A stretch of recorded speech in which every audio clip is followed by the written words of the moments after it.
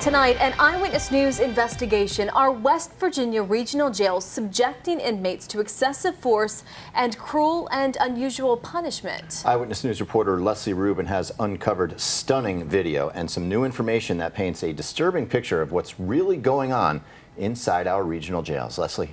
Rick, we've learned that a group within West Virginia regional jails known as SRT, or Special Response Team, is the subject of dozens of lawsuits by inmates, all with similar stories of being shot with projectiles, tased, and even seriously burned from exploding grenades. So we started our own investigation, and what we found out may be considered disturbing to some viewers. An ordinary day for these inmates playing cards at the Southern Regional Jail.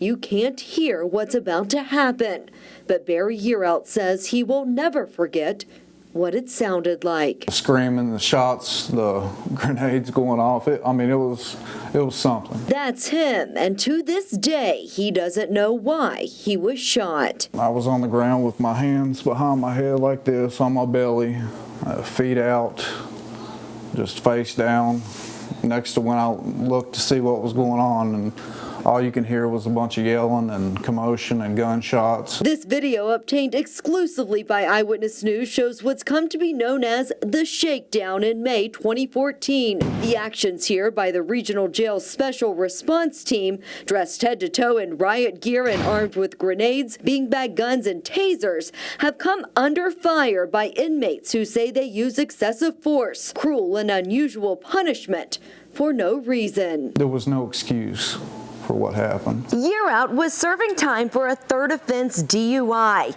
He is just one of more than a dozen inmates who are suing the West Virginia Regional Jail Authority and specific members of the SRT. The 16-member team formed in January 2014 is deployed to search for contraband, perform cell extractions, and maintain or restore facility security. We repeatedly asked regional jail officials to comment on this story, but they refused, citing pending litigation. Would you consider it cruel and unusual punishment? Definitely. The SRT team, what they did to me and those other inmates was uncalled for. Yearout isn't alone. During the SRT operation at Southern Regional, Michael Harshaw was shot twice with beanbag rounds from a 12-gauge shotgun and tased while inside his cell.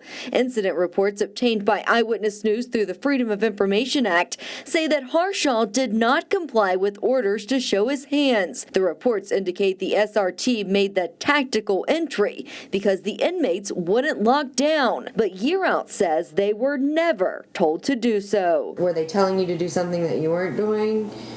No, ma'am. There was no notice whatsoever. There is always one or two COs that come in and make sure you're locked down. They make sure every door is secure and is not open. Every time. But it isn't just that one SRT operation that's caused controversy. This is what Shane Markham looked like following having a flashbang and stinger grenade thrown through the food tray slot of his cell at Western Regional Jail in February 2015. A jail nurse noted he had charred black skin on his shoulder, arm, and abdomen. His hair was singed and he had abrasions on the back of his neck. Incident reports say that operation was conducted in order to move Markham to another jail following a fight with a corrections officer. Video of that operation exists, but the jail authority has fought to keep it from being made public. Kanawha Circuit Court Judge Joanna Tabbitt recently ruled that it was not exempt from the state's Freedom of Information Act after jail lawyers argued it could be used by inmates to form an escape. They have since appealed the judge's ruling, and it's now up to the state Supreme Court whether the public will ever see that video. Everyone needs a voice, and they need advocacy when their rights and when their civil rights have been trampled upon. And I think we are seeing a lot of need for advocacy for inmates in the state of West Virginia right now. Mountain State Justice lawyer Aaron Moss, who has represented inmates in similar cases, says in many instances there's just no effort to stop the use of force from ultimately being used. We need to view these people as people. They're people with the exact same constitutional rights that we enjoy as free members of society, and those rights need to be upheld. According to a Special Operations Board review report marked confidential, the Special Response Team was deployed at Southern Regional because of 39 assaults on inmates and staff, 27 fights among inmates, and 8 instances of inmates possessing weapons from January to May of 2014, saying the deployment of the SRT was necessary in order to reestablish control of the jail and to ensure the safety of the staff, inmates, and ultimately the public. But deposition testimony from the 2 highest-ranking members at Southern Regional shows that both agreed the actions they saw on the video were inappropriate and questionable. There's bad people in there. You got murderers and baby rapists, and it's still inhumane.